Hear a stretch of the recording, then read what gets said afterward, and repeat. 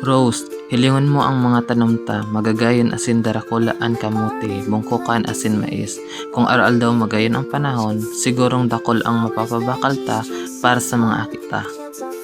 Tama ka, Andoy. Mga alas 6 pa lang, mamata na ako ta magluluto kan pagkakan kan mga aki. Tapos maibahan kita magtanom. Basta makatabang lang kita sa mga pangangaipuhan kang mga aki ta, ayos na ako. Tatay, nanay, gurano po ang itataon nindo sa muya. Gusto mi po kaya magbakal bagong headset asin bagong kawatan. Iyo po, tatay. Ang mga barkada mi po, igwaman po kayan. Gusto mi man din po. Kuya Jan, Ate Maria, tano pere-permi na lang kamong nagahagad ng pambakal ka mga kawatan. Aram naman nindo na mayo na kitang pangbakal, asin masakit nang makakuanin dakulang kwarta, arog pa kamo kayan kitatay asin nanay. Hoy, Erich, aki ka ba kaya di mo aram kung paano maugma pag may mga bagong gamit, lalo na may soldo naman kita. Rose, mga aki, paabot na ang biyaya. Napabakal ko na gabos na kamotes saka bungkukan asin mais. Sa palengke kan Lucina, dakula na kwarta. Ay, totoo ba, Andoy? Diyos, mabalos talaga, mga aki. Maluto ako nin mga masisiram na kakanunta. Pinangat na tong asin pinakbit. Salamat po, nanay, tatay. Gusto ko man po magtabang magluto.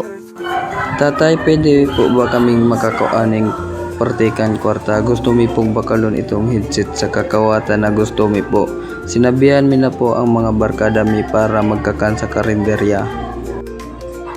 Jan, Maria, baka masyadong dakul yan. Dapat ang isaray para sa mga bayadan ta, lalo na sa kuryente asin tubig.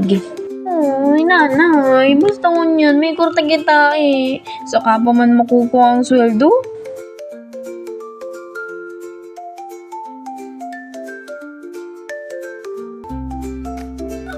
Tatay, nanay, kada ko lang uran, baha na. Naraot ang gabos na tanom. Ay nako, naraot na gabos. Mayo na kitang mga paninda, mayo pa kitang makakakan. Day ka mo matakot mga aki, may paagi pa kita. Ubos-ubos biyaya, pagkatapos ay nakatunganga. Tatay, nanay, pasensya na po kamo. Kami po ang pinunan kaya mayong natadang kwarta. Iyo po. Pasensya na po. Ginastos mi po kaya gabos na bayaya na tinaon sa muya.